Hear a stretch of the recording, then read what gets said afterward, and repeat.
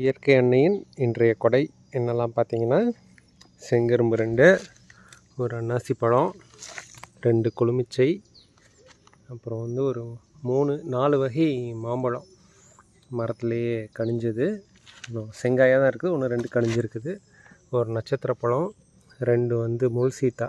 இது வந்து இந்த அஸ்வினி பூச்சினால் மொசுறு கொண்டு வந்து சேர்த்ததுனால இப்படி இருக்குது.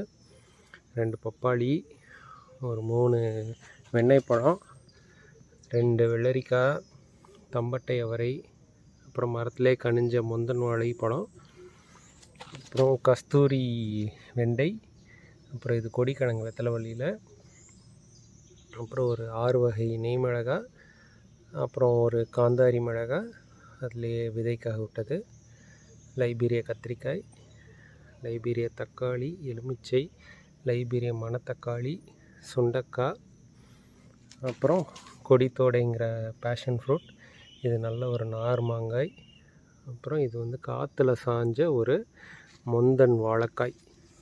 இயற்கை எண்ணெயின் இன்றைய கொடை.